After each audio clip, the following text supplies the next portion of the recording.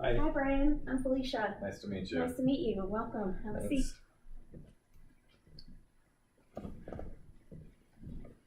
So, in our first session, we're going to talk a little bit about, we're going to start with some information about the counseling process.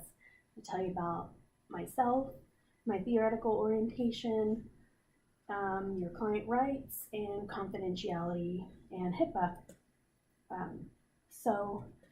I sent you some documents in email before you came today. Yep. And I just wanted to go over this mandatory disclosure statement. Yep, I reviewed them and looks like it's the same document here. Okay. Well, I'm going to start with telling you a little bit about myself. I have a Bachelor of Science in Psychology from West Texas A&M, and I'm currently enrolled in the University of the Rockies in the Masters of Arts Counseling Program. And I'm getting a specialization in marriage, couple, and family counseling. So I have completed more than half of my degree, and I'm closing it out on the tail end of it. Okay, congrats. Thank you. So to complete my master's degree, I'll have to do a 700-hour practicum and internship. And then once I'm done with that, I'll have to do 2 years of supervised field work before I can be eligible for licensure. Okay. So that's kind of where I am in the process right now of my education. Currently, there's different statuses of counselors, levels of regulation, and at this point, I am taking the jurisprudence exam, and upon successful completion of this exam, I will be considered a registered psychotherapist by the state of Colorado. Okay. So, and that's one of the basic levels of counseling, but as I gain education and experience, I will level up in my licensure and credentials.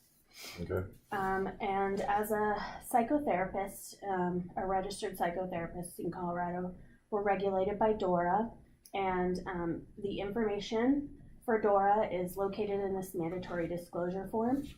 So if there's ever any issues or problems, that's who you would contact. Can you give me just a brief explanation of what DORA is? It's the Division of Professional Licensing. So they regulate the counselors and healthcare providers. Okay, perfect, thanks. As a client, you have the right to receive information about me, my methods and techniques.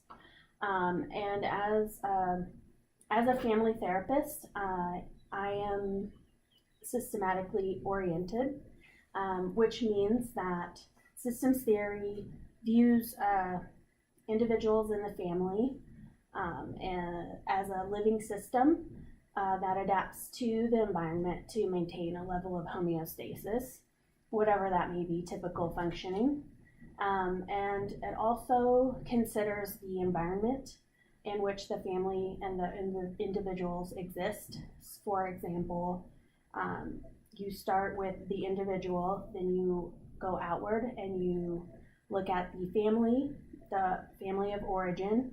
Then from there, you look at school and jobs, and from there, like neighborhoods, community, and you go outward in the various systems to conceptualize your issues in your environment. So just to make sure I have it kind of clear in my own head, your approach is you look at each individual within the family kind of as its own part, as an operating being within the family dynamic, but then you also look at like environmental factors that might lead to the way people respond within a family, like jobs and schools and everything like that. So it's the individual and their own environment, and then kind of how that creates the dynamic. Yes, absolutely. That sounds like kind of what I'm looking for. So with this theoretical orientation, I would be utilizing structural, strategic, and systems therapy. Okay. So if you ever have any questions about what I'm doing or why, please let me know. Yeah, I will. Okay. And it might help me out, like I don't know a lot about therapy, but if there's certain like terms or anything like that that are kind of therapy related, just kind of dumbing it down for me a little bit so that I need a clear picture in my head, Of course. you know, as we go through. But I'm good on everything, but I know that there's a lot to therapy, so you know, dumbing it down for me would be helpful. Okay. Definitely. Well, that's the purpose of this conversation, is that Okay. you understand about the counseling relationship and the process. Okay. So, with that being said, you're also entitled to seek a second opinion from another therapist, or terminate therapy at any time. Okay. So you're free to do those things. That's one of your rights. Let's see. And I also have to tell you that I'm mandated to tell you that a sexual relationship between the client and the therapist is inappropriate, unacceptable. And if this happens, you would contact Dora, and which the information is there, and that's how you would report that. Okay.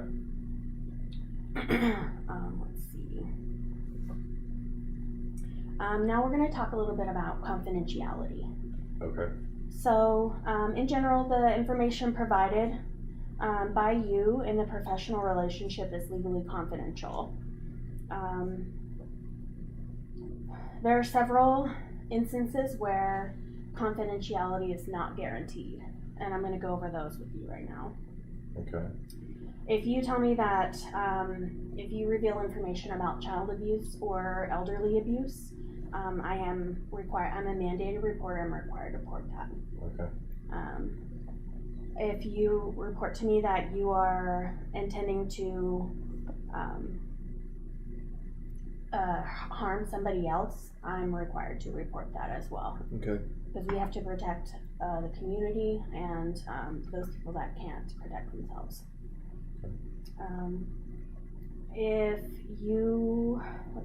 I'm required to initiate a mental health evaluation if a person is of imminent danger to yourself or others. And I'm required to report threats to national security, federal officials. Okay. Additionally, in the state of Colorado, I'm required to report threats against schools or any behavior that might be threatening for students, teachers, or other school personnel. Okay. And lastly, there are instances where my case notes might be court ordered, and I will have to disclose that information. I'll do my best to protect the information that your personal information, but I can't always guarantee that. With that being said, I will be writing notes and case notes, and it will be information specifically pertaining to the therapy sessions, what occurs in them, and I will do my best not to include your personal information and issues. So that way, if somebody else has to look at my notes, they're not seeing your personal issues. Okay. I mean, the confidentiality piece of it, it's, I guess, a little intimidating, but I don't have any questions. Like, you know, this is something that I'm coming to on my own, you know, self-improvement kind of efforts. You know, none of those things am I worried about, but just, you know, the confidentiality, because, you know, it's kind of a, you know, sensitive, you know, some of the things are sensitive topics and everything like that, so it's nice to know that there's protection as long as it's not like against the harm of you know, any of those Right. things that you had listed. Well, and the nature of the relationship between the therapist and the client is fiduciary, which means it's based on trust. And you have to be able to trust me to keep your personal information private, or else the foundation of the relationship is in jeopardy. So as with informed consent, which is what this conversation is, I'm informing you of your rights and the limits of the relationship. You will be able to make the most of therapy and also be protected, and because you're informed. Okay. I also want to talk a little bit about HIPAA. I'm required as a healthcare provider to abide by HIPAA regulations, which means that your personal information, when it's transmitted electronically, must be protected. And so on our site, we have on-site data management system, which is encrypted. And that means that only certain personnel have access to those records. Right. So like your social security information, your birth date, your personal information is all really protected under our data on-site management system. Okay, so it's like a piece of software essentially that's protecting it. Yes. So what about like handwritten notes and things like that? Well, handwritten notes would be locked up, and we're required to put them behind 3 locks. So in my office, I have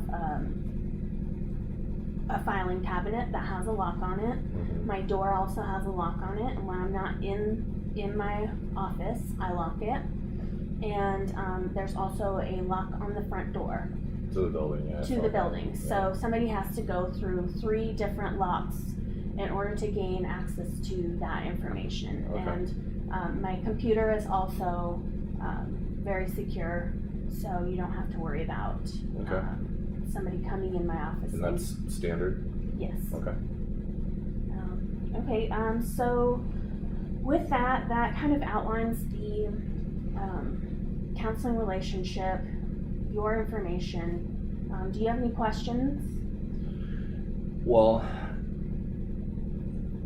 so is this just limited to me and you as far as the nature of counseling?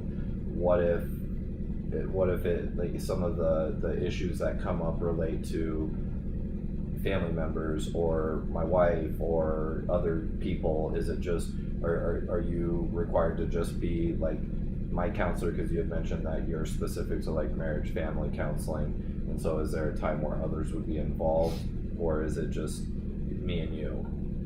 Well, as you are my primary client. Okay. And so that means that you can invite people into therapy, and I might ask you to say bring your mom in or your sister or a family member that you might be experiencing some issues with, but you are my primary client and my obligations are to you. So it's not required, but it might be suggested or helpful. Okay. Yes. Okay.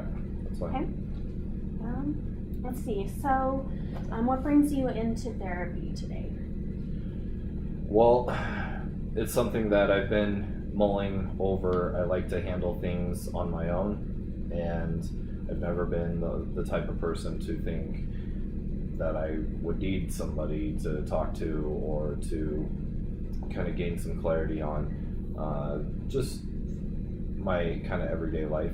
And I'm in a goal of trying to, self-improvement, I guess, and being better for my family, which there's some points of unclarity as kind of how I fit within that paradigm, but also just there's a lot of things going on, work related, just interpersonal, that I think I handle okay, but I do feel an immense amount of time consumed thinking about it. I'm kind of introspective person, and so like I lose sleep easily.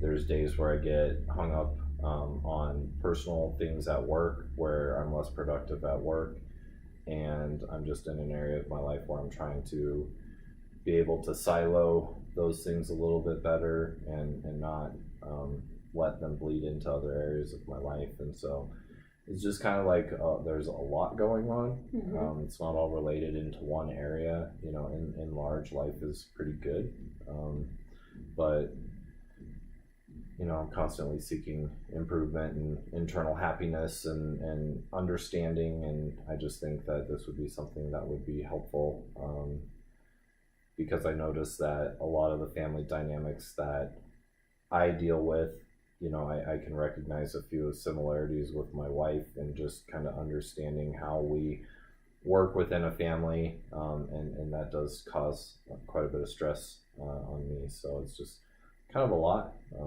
but I would say in large it's related to my own coping abilities, better understanding myself, and then better understanding kind of how to deal with some of the family dynamics. Okay. So it sounds like you're experiencing some stress and issues in a variety of domains in your life, including work, family, your relationship with your wife. So let's talk a little bit about your job. What do you do for a living? I sell technology, so I'm on the road, not a horrible amount, maybe once or twice a month, kind of at the most. But there's a lot of pressure. It's a good. I'm in the career because my day to day compensates me, in a salary base that kind of takes care of the bills. So there's not a whole lot like financially related to stress, which I'm very fortunate for. Yeah. But my ability to progress in my goals with like buying a house, you just paying for all the bills, cars, just progressing. I'm in my mid-30s now, and it's like I think there's a big jump from what's acceptable when you're in your 20s and then what you strive for to be at when you're in your 40s, and the 30s are kind of the area where you're trying to achieve those things. And so there's a lot of pressure on sales, but it's also a very small company, and so I'm used to getting help, and I'm used to systems being in place to where I walk in on any given day and I know what to expect, and that doesn't exist at my current employer. I basically have to kind of create my own way, and so there's not a lot of guidance, and that creates stress. I'm confident in my decision making, but I always have some doubts as to, am I doing this the right way? And there's just not that. I don't really get feedback that much. There's really not any checkpoints, and so I just try my best and hope that it's enough. And that's kind of tough at times. So, and then there's a lot of pressure to achieve my quota because it is a sales position, and there's not a lot of support to do that. So I'm kind of on an island, and that's the first time in my life I've ever been in that position where a lot of the organization's incoming revenue is dependent on me, and there's not a lot of support for it. So that's kind of the stress paradigm with work. So with work, it's a high pressure, high stress job, and you're doing a lot more work without the support that you need.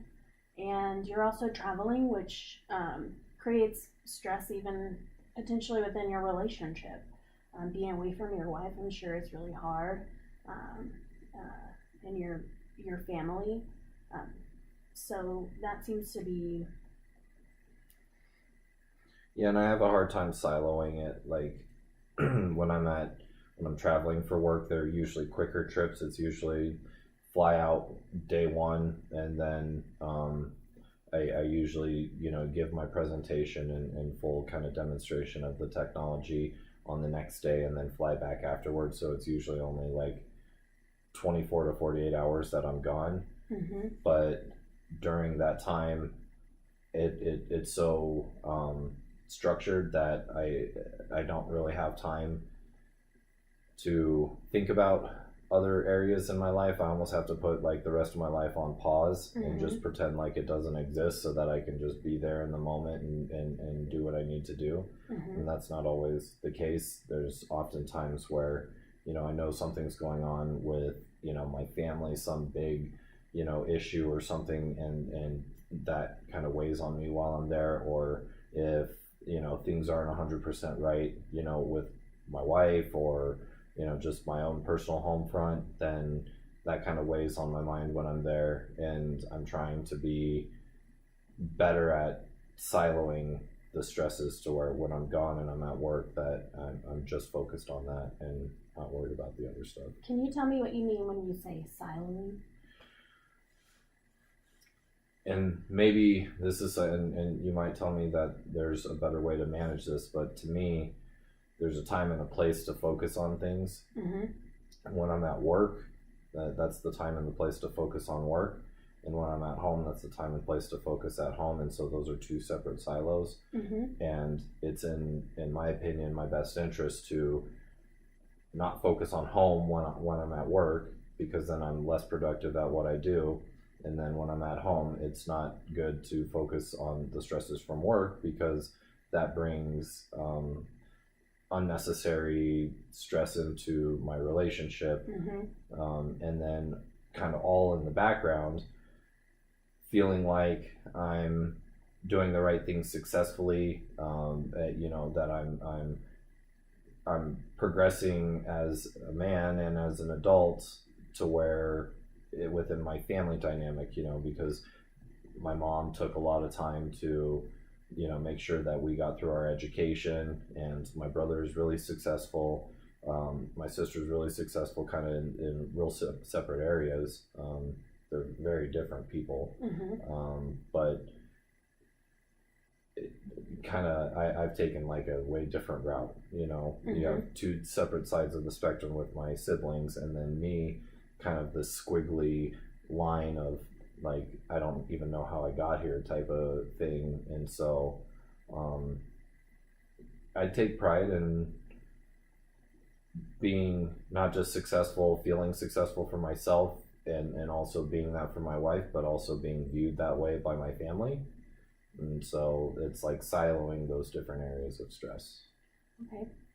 So basically compartmentalizing. Yeah, that would be another. Mm-hmm. Directing your focus, which I completely understand that.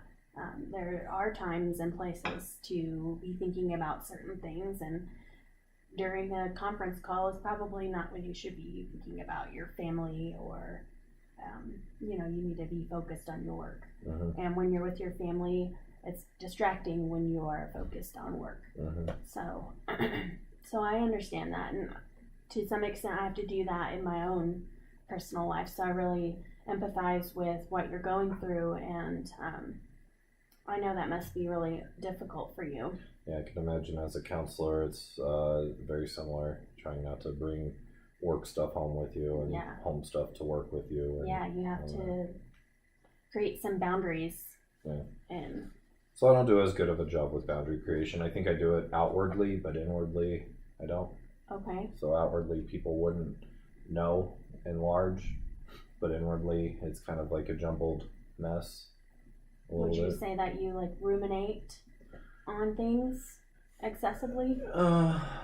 Yeah, I think that for me, I can't put something to rest until I've thought it through all the way. Mm-hmm. And there's moments like early in the morning or something like that, like as I'm getting ready for work, if there's anything lingering over from the night before that's astray or not clicking on all cylinders with my wife, then if I haven't thought about it in full and put it to rest and kind of have a game plan as to how I'm going to address that, then I spend some time at work doing that, where I'm thinking about it and trying to finish up my thoughts and trying to formulate my plan and what am I going to do, and I just want to get better at not doing that. Yeah. Okay. Well, it sounds like there's a little bit of a connection between the relationships that you have with your family and how you function at work. Mm-hmm. So if there's an issue with your wife or your family, then that impacts your productivity at work. Am I correct in that? Mm-hmm. Tell me if I'm wrong. No, you're right. And how do you manage your stress? What do you do to reduce some of that? I used to be better at things that I could just list for you, like working out, bike rides, on the weekends, getting away from work completely, but nowadays it's more of an internal dealing with those things. Again, I've said it before, but I'm like really introspective, and so I have a million thoughts going on in my head at any one point in time, And so the things that I am currently doing to kind of mitigate all that is um, letting myself ease into my evenings and my weekends with, my wife and our dogs, and enjoying, it's spring now, and so trying to get outside and trying to do, some fun stuff that you only get part of the year to do. And that creates a lot of happiness. But I want to be able to separate myself fully, so that there isn't that, because it's an internal struggle, to where I might be able to outwardly appear like everything's good and I'm having fun and everything, but there's still a piece of work attached internally when I'm doing those things. And likewise, when I'm at work, there's still these, confusing kind of thoughts about my family or my relationship with my wife, or, things like that. So I just want to be better at clearing those things mentally, to where I can actually like be in the moment. So, you're experiencing a lot of stress, but it sounds like you have a hard time sort of letting go in certain settings. And that doesn't seem to bode well for your stress management. Like, does that work for you? No, I mean, it's a Band-Aid at most. It allows me to be a family member, be a husband, and be an employee well enough to where I don't get in trouble on either of the fronts, but I'm also not achieving my fullest potential, I think, on either of the fronts, and I'm certainly not as happy as I could be in any of those fronts. And so that's, like, I guess, the core of it all. So that's why you're here in therapy. Yeah. That's great. Self-insight. So let's talk a little bit about your family, because you've expressed some, issues with your family of origin and sometimes with your wife. And that's really normal to have family issues and relational issues with your spouse and maybe your parents or your siblings, or even extended family members. Like, there can be tension going back generations. And one of the things in terms of the data collection part of therapy that's really useful in systems theory is the genogram. So I want to talk about your family and then create a genogram, which is basically a graph where you map out your family relationships. And the purpose of that is to identify patterns, relational patterns.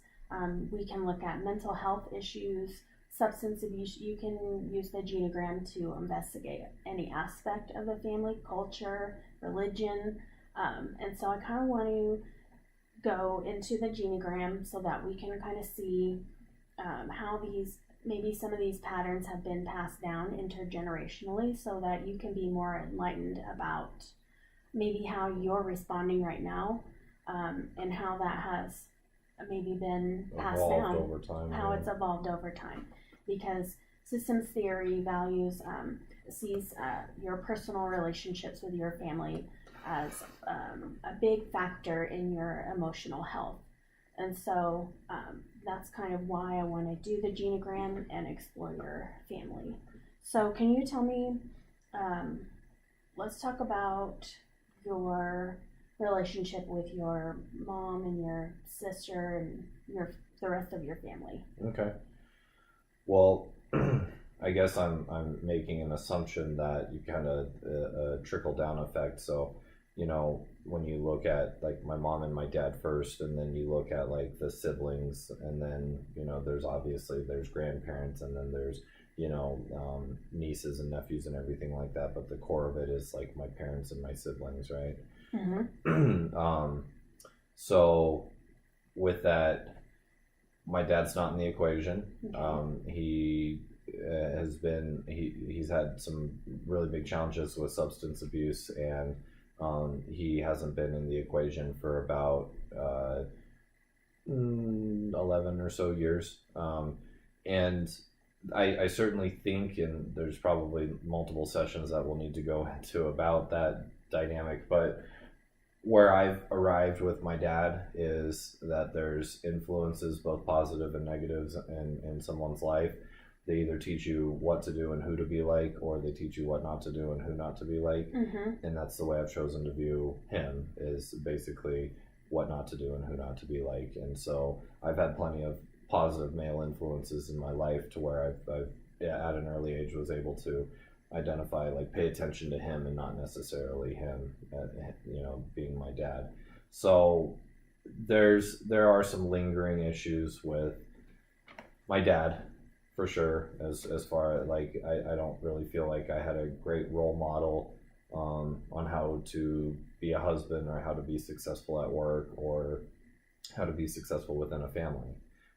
It was all, don't just try not to be him. And then my mom, on the flip side, was an extremely positive influence, but it's the vehicle that all that information was delivered in is tough, because she's a woman. And so when I look at what it means to be a man, I'm not necessarily looking towards my mom. She's taught me great life lessons, and she's been very nurturing and very supportive, and she's always there, and she's consistent and everything like that. But I've gotten the nurturing side, but I haven't gotten the, like, kind of that fatherly figure, so to speak. And so that's kind of the two of them. Well, research shows that, the relationship between the same-sex parent is really influential in the development of, in your development period, in all domains of development. And so it must have been really hard for you not to have a father that you could look to, and who set a good example for you. Yeah, it was. And the one skill set, I guess, if it taught me anything, was that good influences come in different shapes and sizes. And so, I have an older brother and a younger sister, and my older brother, Alan, kind of took on that role of trying to be the fatherly figure, but we're not too separated in age. And so in one hand, it's like, yeah, there's some lessons that I can learn from him, but we're also similar in age. So how much do I actually want to learn from him? Right. And then with my sister, Carolyn, she's younger. And so there's kind of like a protective role. I'm not really looking to learn lessons from her necessarily, except for, she's kind of free-spirited, and so her take on how to let things go, I saw as helpful. But yeah, so I have some issues, I guess, with my brother, because he tries to take on the fatherly role, but we're also not that different in age, and we also don't have the same belief systems on everything. And I am very much a different person than him. So it was difficult, but he's, like, highly successful. My sister's successful in a very different way. They all have kids, and I'm in the middle, and my wife and I don't have kids yet by choice. But it kind of feels like we're judged, so to speak. Like, there's people waiting. It's like, well, when is, Byron and his wife going to have kids? And it's like, well, our success isn't dependent upon that right now. Like, we have different focuses right now, and there will be a time where we do, but it's not on your schedule, brother or sister or mom or whomever. And so there's a political landscape within my family, for sure. Well, it sounds like since your father's not in the picture, that there's a little bit of a maybe discombobulated family confusion. Structure and hierarchy, and it's hard for you to take advice and that type of thing from your brother, direction from your brother when he's in a similar, like, status, if you will. I try and be humble, and so even I can learn from people both younger and older or same age, but I think really because he took on the oldest male in the family role at an early age, I don't know, there's like some, not resentment, but there's some butting of heads, because it's like, well, your path or your suggestions on where, this family should go aren't necessarily the right ones or the only ones. Right. And I'm here and I have a completely different path than you, but no less successful. Right. And here's another way. But it's like, he's really kind of on one extreme of beliefs. My sister's on a complete opposite side of the belief structure, and then I find myself most times kind of in the middle. It's like there's truth here and there's truth here, and then there's me, so. Well, I can really relate to what you're saying, because and if it's okay that I share something personal right now. Sure. The relationship with me and my sister is sort of similar, because she's very conservative and I tend to be more liberal and moderate, and so she tends to give me unwarranted advice, and it doesn't sit well with me. Yeah, so you get unwarranted advice all the time. Yeah. So I can totally relate to that. I apologize, I forgot to grab a pen. Give me 1 second and we'll resume. Okay.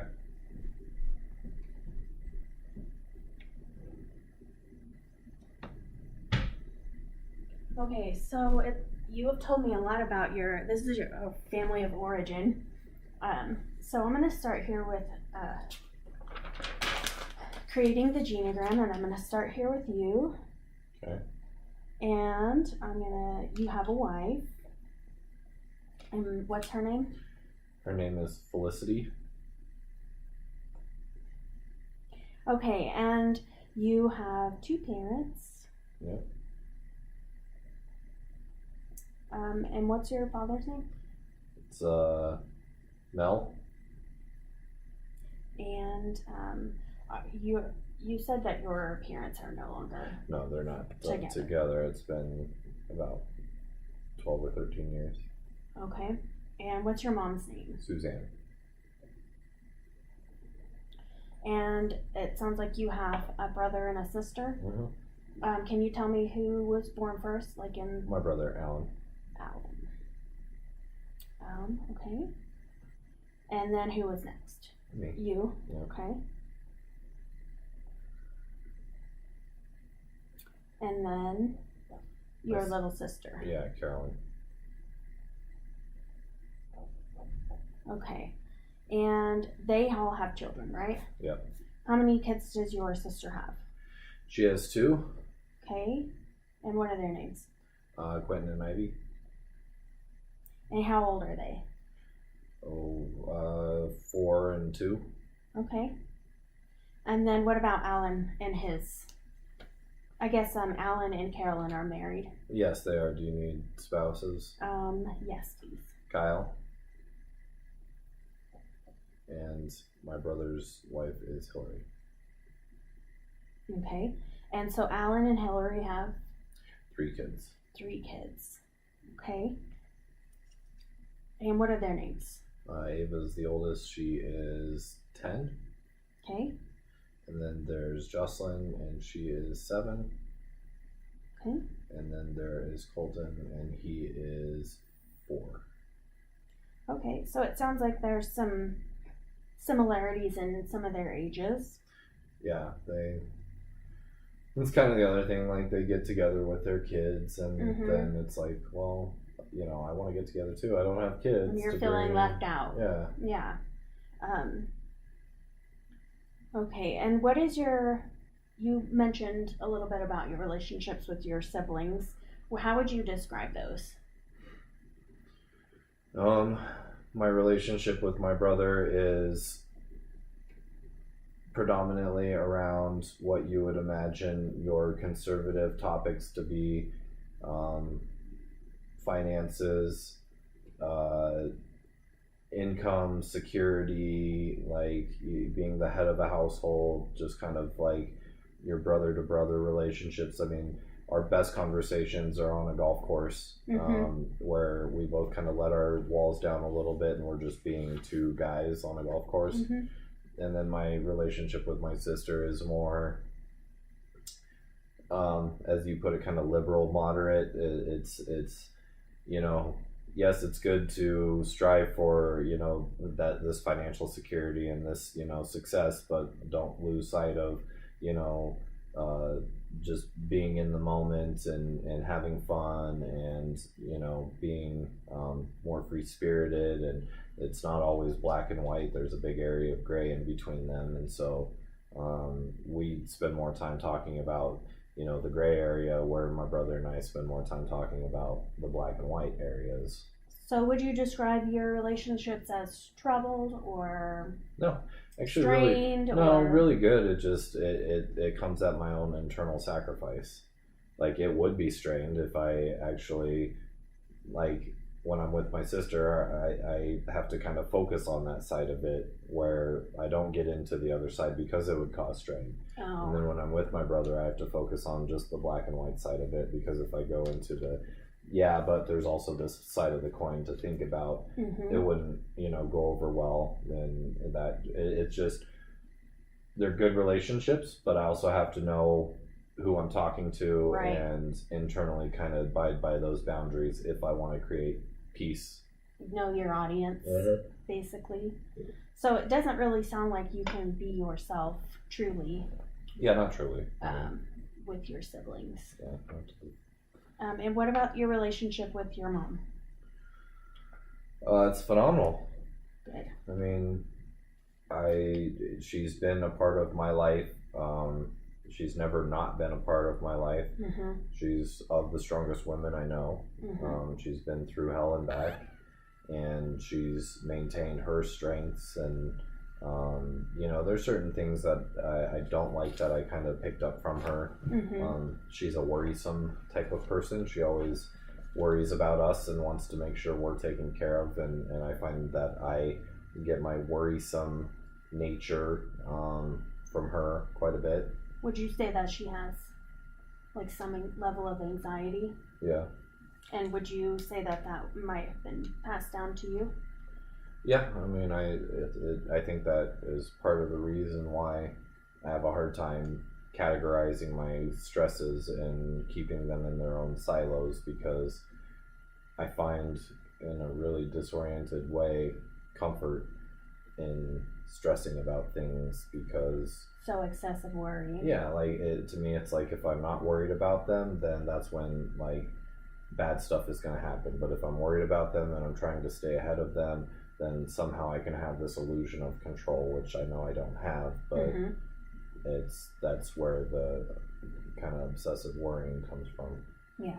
Well, it kind of makes sense based on what you said about your father, and maybe not as a predictable, stable parent, and maybe now that has affected you in a way where you feel like you need to be in control of every aspect of your life, which maybe, and then your mother, like, passing down her worry, kind of a combination of those effects. Yeah. And let's see, and your mother, she has two parents. Yeah, both have passed. Okay. And what were their names? Joyce and Dawn. And were they married when? So my grandpa passed first, and they were married at the time of his passing. Okay. And then she lived about another 20 years. Wow. Yeah. Okay. And then did your mother have siblings? Yeah, she had two brothers. Okay. So there's Danny, which is technically the oldest, except he was actually adopted. Okay. And then there's David, who's the youngest, and he was biological. So it goes Danny, Suzanne, and David. Yeah. Okay. And are their relationships good? No. No. It's hard to describe their relationships. My mom and Danny are as close as they can be, but I think there's some issues with the fact that Danny's not biological, Mm-hmm. and not issues with my mom. My mom has always seen him as a full brother, Mm-hmm. but I think he is a different person. Like, and some of those differences are pretty gleaming, like you can tell. And his own kind of family dynamic, like his wife is an interesting person to say the least, and that has caused a rift in his relationship with my mom in the past. But they've done some good jobs at mending those things, and they talk relatively regular, like maybe like once a month they talk. And he lives in the same state, so he's about 6 hours away, but so they don't see each other and we don't see them but maybe once like every other year or so. So your relationship with your extended family is non-existent, okay. because then when my dad, who has siblings as well, when they got divorced, and this was kind of disheartening, all of his siblings took his side, so to speak, and we haven't really had a relationship with them since. And they were strong relationships back when my parents were married, and they knew of my dad's substance abuse issues and everything like that, and they provided a lot of support for my mom during that time. But then as soon as they got divorced, for whatever reason, they sided with their brother and was like, we're going to support him, and we're basically just not even going to acknowledge, that side. Yeah. My mom's side. Can you tell me a little bit more about your dad's side? Yeah, there's Jane, who is the oldest. That's his sister. Does he pay his parents? Oh, his parents both deceased. And there was Paul and Evelyn, or the original. Okay. And then they got divorced, and Evelyn remarried to Herman. Okay. And then there was one child out of that, and that was my dad's youngest sister, Lori. Okay. But then out of Paul and Evelyn, there was Jane, there was my dad, and there was Scott, who was the youngest. And then Scott passed at an early age. Oh dear. Yeah. How old was he when he passed? I was like 5 or 6. Wow, that must have been really hard for your family. Yeah. I mean, I know it was hard on my dad. I know he's spoken about that difficulty before. Okay, so in looking at how are their relationships? To be honest, I don't know. Yeah. I haven't talked to really that entire side of the equation in about the same amount of time as my folks have been divorced. At the time, it was good. When they were married and growing up, my dad had a really good relationship with both Lori and with Jane. And obviously Scott was he was out of the picture by that time. And there was a lot of humor and everything like that, but it was always putting my dad's issues, just kind of like not even mentioning them or talking about them, or like just putting them as non-existing. But that was the weird thing, is like everybody knew that there's this giant elephant in the room, but nobody talked about it for the sake of a happy Thanksgiving or a good Christmas. Kind of avoidance for the sake of getting along. Were there other of his siblings that had substance abuse problems? His dad.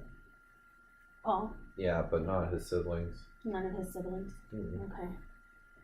So it looks like he might have gotten that substance abuse passed down.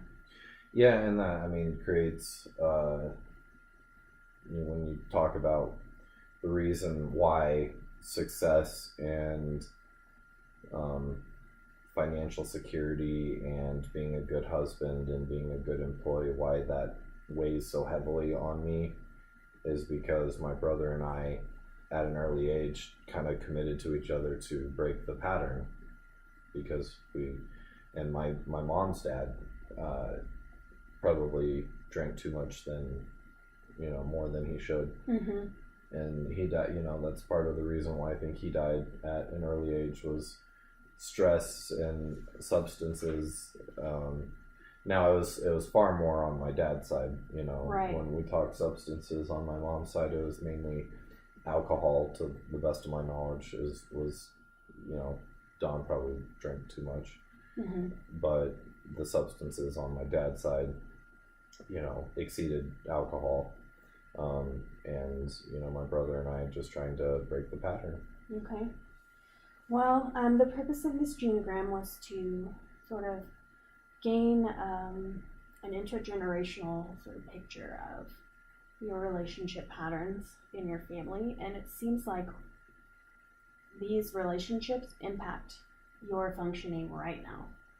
Your worry, you're feeling a lot of pressure to be financially secure and stable based on your experiences in your family.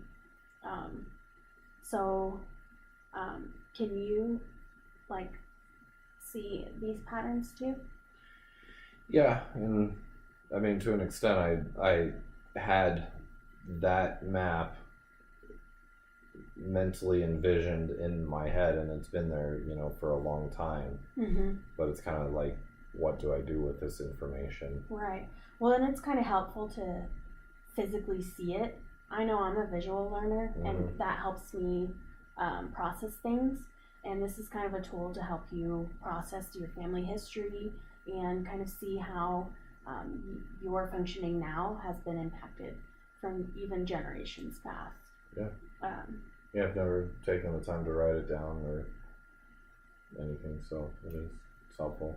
Well, so our time is up for the session today, and I want to thank you for going deep with your family issues. I know family's not really an easy topic to talk about, especially, you know, with the difficulties that you've had.